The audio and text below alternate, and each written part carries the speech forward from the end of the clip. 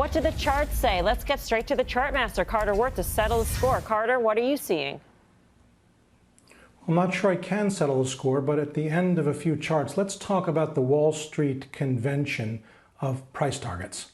A few slides and charts. First, 1928 to present, that's all the data we have. What do we know? Markets are built to go up. They've gone up 63 years, they've gone down 31.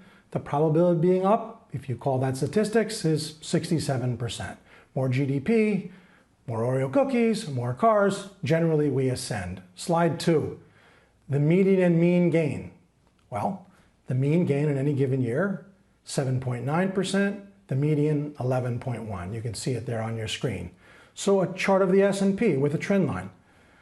What do we know? Right now we're up 20, so we're up double the median gain of 11, we're up 20. Were we to stay on this trend line, final chart, we would actually reach 49.50 and we'd be up 32%.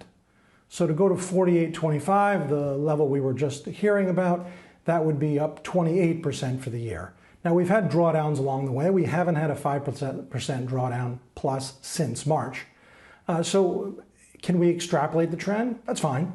But let's maybe for 2 seconds talk about the convention of price targets.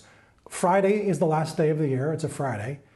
What's different about that day and the preceding Wednesday, the 29th of December, or the following Tuesday, January 3rd? There are 23 sell-side strategists, and their job is to do a lot of things, but one of them, which is silly, is to try to say where the wheel stops at 4 p.m. on the last trading day of the year. Not one person knows that. And to that extent, it is a silly Wall Street convention. What we do know is markets go up most of the time, and time is better spent, I think, and this is important to say, trying to find winners.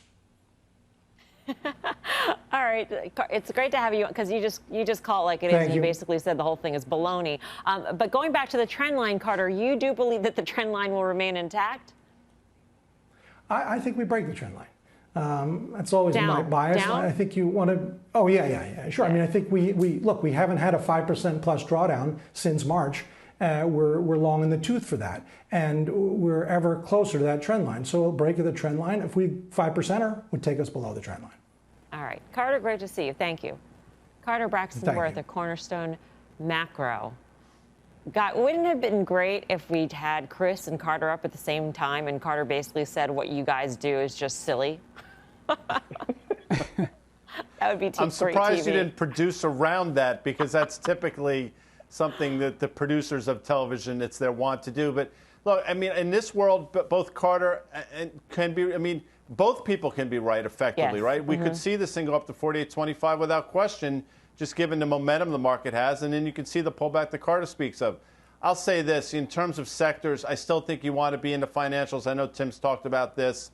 I'll let him talk about individual stocks. One name I will mention, though, I think Citibank is too cheap. I think Citibank should be trading tangible book, which is about $78. And oh, by the way, you get a little momentum, it will take out the highs we saw back in January of 2018, which I think is a little north of 80. So I think you can stay with the Citi trade here.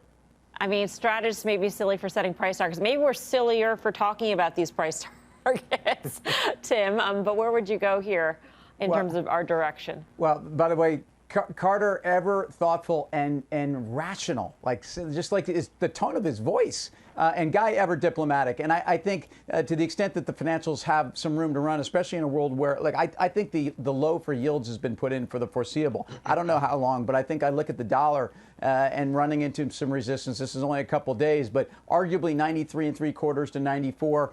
You put in your 4.5% move. All of this will be supportive of cyclicality, and certainly banks. But also look at that move of the energy sector off the 200-day. So look, I think a move to 49.50 or whatever Chris is outlining cannot include any Federal Reserve. And that's the key here. And I'm not sure that's the Fed we have right now. They've certainly been guiding us in both directions. But I do think you have room for cyclicality and those that have underperformed drastically over the last 6 weeks.